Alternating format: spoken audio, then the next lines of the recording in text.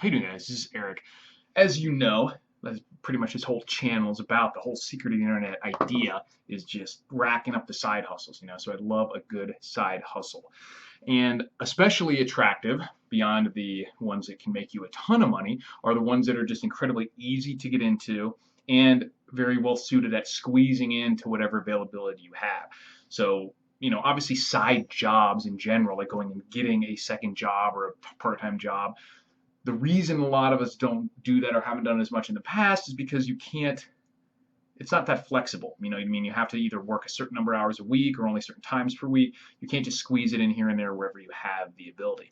So one thing that is an app actually that's, I don't know how long it's been around, but I think this is recently starting to pick up steam, is an app called Taskrabbit. And basically what that is you get on the app if you're a user of the app to find people to do kind of like various types of handyman type jobs or tasks for you.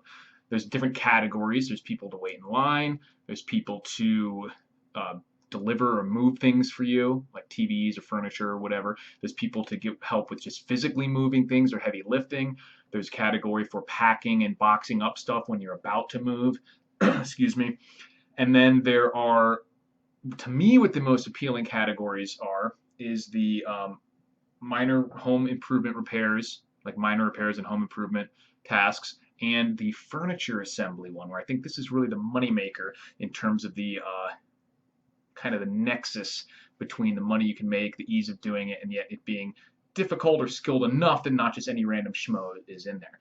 So obviously, most of people watching this video have bought furniture that came not assembled. And some of it's fairly complicated. It's usually a pain in the butt to do it yourself because you don't want to have to do it.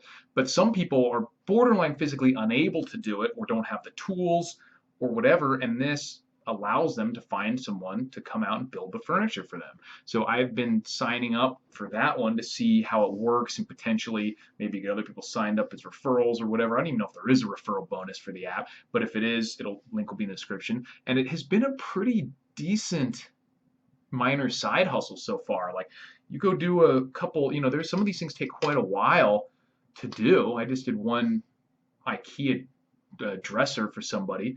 Took 3 hours. I have my rate in there right now. It's like 21 bucks an hour. So you get, and then they can tip you afterwards or whatever. So I got like, 60 something dollars to go spend a couple hours building this dresser thing with the tools that mostly I already have.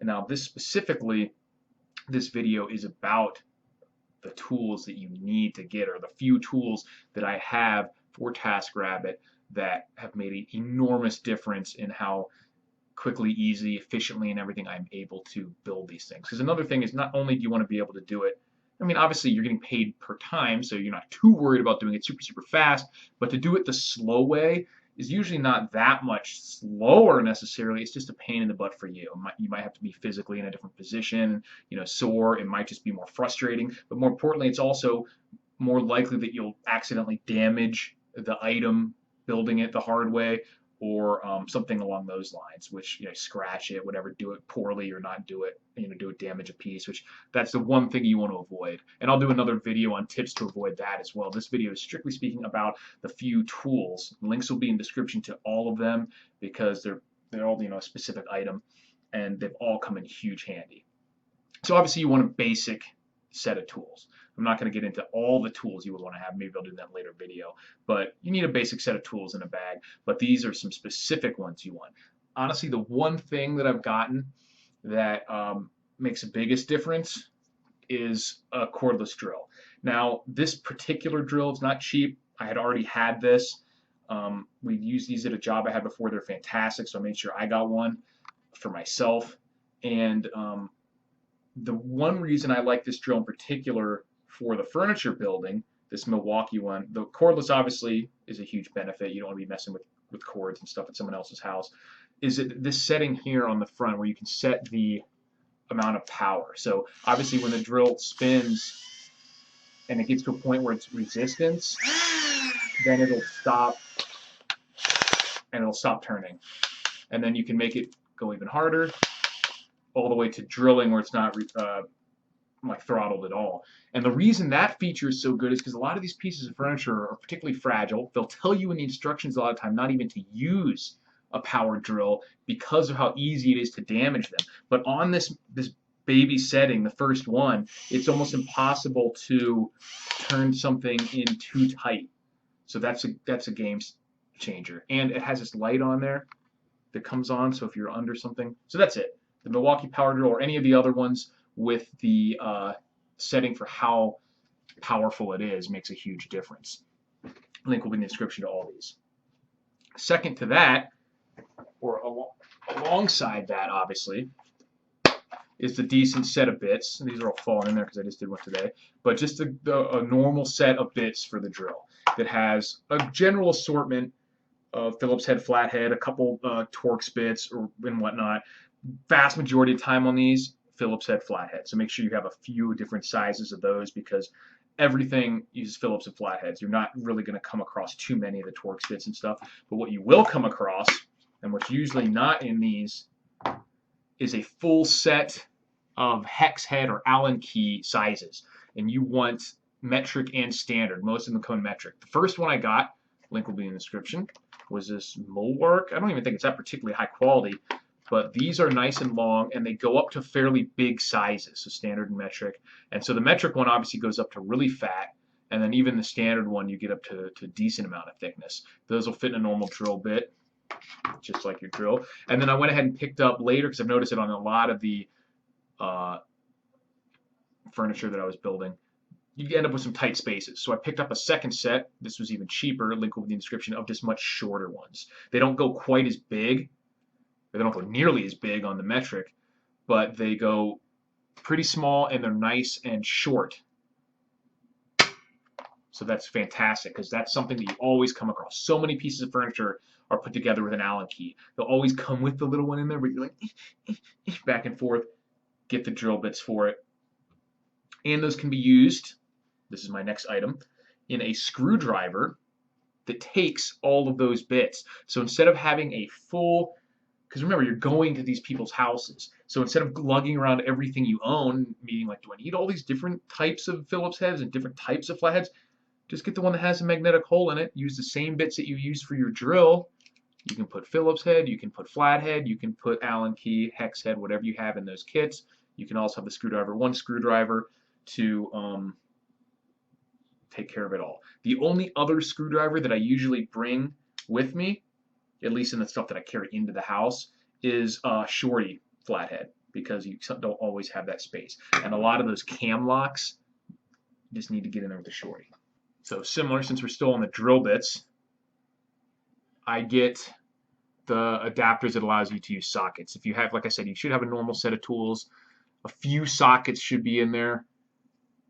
Get the thing that allows you to use your drill with them for drivers if you need to. It's not very common for normal furniture that you'll need to use sockets, but sometimes you do. I had to put together a power rack, you know, like for weightlifting, squat rack. That definitely used the much bigger bolts than you would normally find in a, you know, IKEA furniture and whatnot. So you're going to use a basic socket set.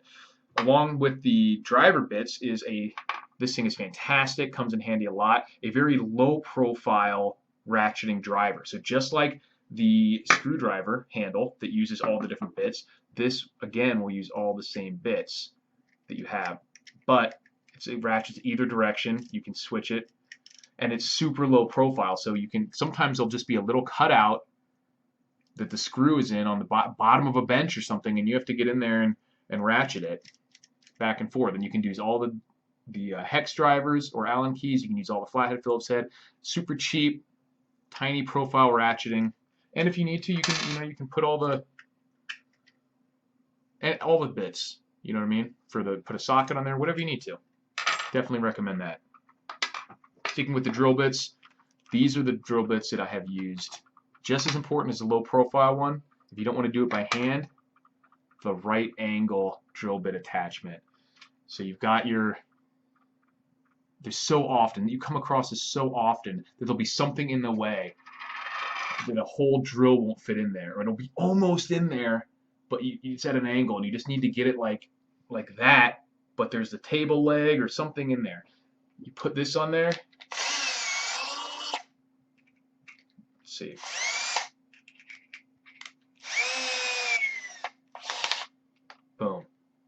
get your little, and all of a sudden, check it. So now you can go like this and just put that wherever. Doesn't matter if there's a table leg right there. You don't have to put your drill like that. Just bam. So useful. Corollary, or along with that, is this snake version of it.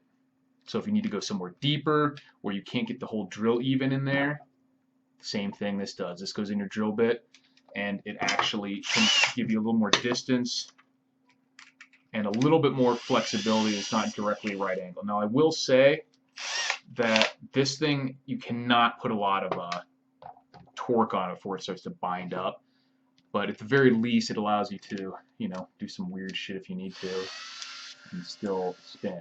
And so you can at the very least get a bolt or screw most of the way in and then finish it off with either the hand ratchet or something else to really crank it down. But these two things right there, man, I use them almost every time. At least one or the other. At least, I mean, I guess I'll go with the three of these. The low profile, limited space options here, hugely important and not that expensive. Definitely need that. And if you can't afford the drill yet, you know, you're just starting out, the drill just makes everything easier. You can use it with the screwdriver too. You can use the right angle. You can use the extension. So still get those. Do everything by hand if you need to.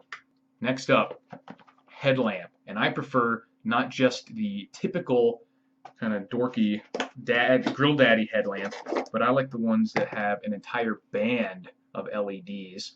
I'll put the link in the description to this as well. This is just a cheapo one, came in a 2-pack. Works great because it floods the whole area. You don't have to worry about tilting your head to trying to make the light point in the right spot. This entire thing lights up. So even if you have it off a little bit, if you have to get under a table or inside a cabinet that's almost completed to do the last cam lock or something, then you can use that. Next up, baby hammer and rubber hammer. I use these a lot. This one actually more than the rubber hammer. The rubber hammer, obvious reasons, you can bump and nudge things and, you know, get pegs in, whatever, adjustments without marring anything. This one is perfect because there's a lot of things that you have to tap in that nail the back onto dressers and stuff, you know, that almost like cardboard. It's like really thin wood cardboard that goes on the back of dressers and cabinets and stuff. Most of the time those have to be physically nailed in, and this is much easier to work with than a full-size hammer. It fits in a smaller bag. You don't want to be wailing away with a big 2-pound hammer on something, so it just comes in handy. And I think it looks less scary to the owner of the furniture than if you whip out this big giant hammer. You're just gonna tap on stuff. These are both cheap, especially the rubber mallet. I think you can get for $2 somewhere. I'll put it again, link in the description for all of it. Then I got a couple more things before I get to the one item that, other than the drill, I probably use the most. Next up, razor knife. Obviously, I carry regular real knives, but every time, something that you will encounter every single time is opening boxes, cutting open plastic bags, cutting open little clamshells with the nuts and bolts in them. And so I definitely recommend getting a utility knife like this, not using your pocket knife for all that, because it'll dull it quickly, it'll gum it up. These are super easy to change the blades out. A lot of different versions of knives actually carry their own extra blades in the handle sometimes. This one folds up so you can use it like a regular pocket knife. And I use this every time, every single time. Next up, two things that I use fairly frequently, but not every time. Nitrile gloves and wipes. I've had some jobs where once I cut my hand minorly and I was starting to bleed and got a drop of blood on this white IKEA cabinet, and I was like wiping it off, and I didn't have any band-aids, so I definitely recommend those too. But an easier way to deal with it was I just put the glove on. Reverse Michael Jackson, his black glove. So I carry a handful of these, not just one obviously, but these can, if something's greasy, if you're putting together different types of like I said, something like a workout equipment maybe, or different things like that, anything with like a sprocket, there might be grease or dust or anything, and you can prevent it from getting everywhere. And then afterwards, the wipes, because sometimes I've built or moved something, and then you have to go on to the next item. Your hands are filthy. Instead of trying to, can I find your bathroom? Just wipe the wipe yourself off. Really cheap. Second to last item I have here is just a regular blanket. This is actually an airline blanket. If you have the space, a moving blanket's even better. And this is so you can put it down on the ground, because all this stuff, you make it on the ground. You start on the ground by laying something flat, or you start on another piece of furniture, and the last thing you want to do is have like a little grain of sand or a screw or anything get under there and just scratch right across the top of somebody's desk or anything like that. So and it makes it seem so much more professional to just show up, lay down your little blanket, put on there. People are like, wow, this guy's got his shit together. And I've actually seen people comment on some of the other tools, like specifically these, where they're like, oh my God, I got to get one of those. So you'll impress people, you'll get better reviews, and obviously having the stuff turn out undamaged is best for you. So just a blanket. And then this, the last item you've all been waiting for. Maybe you have one, maybe you don't. I've had these for my own personal use in my toolkit for years and I can tell you that, like I said, beside the drill itself, if I had to keep one item out of all this, this would be it. What could it possibly be? It is the magnetic parts tray. So, like I said, with these things, these IKEA things, any type of furniture, what do you always get? A big bag of fucking screws and cams and everything. You try to set them on a little piece of cardboard, they roll all over the place. All you have to do is dump them. You can even dump the entire, but a lot of times, if it's stuff that's easy to tell apart, like with IKEA where all the pieces are different, I just will dump everything into the bag, into here, and then you can literally knock it over, you can turn it upside down, it doesn't matter. And then you can just peel one off right when you need it. Not hard to get out of still. It's not so strong of a magnet, but it holds screws and whatnot in there. Obviously, things like the little wooden pegs will still be able to fall out, but get the rectangular one that's fairly deep like this. Link will be in the description, and it even helps just collect it, let alone the magnetic part. Absolute lifesaver. And again, I've had people comment on that and be like, oh, I need to get one of those. It just makes it so much easier. You bump it, you always know exactly where to look. None of this, I'm going to set 2 of these there. You just dump it in here. It's nice and big and reflective, easy to see from across the room, easy to get the parts out of, and absolute lifesaver. Keeps you from flipping them everywhere.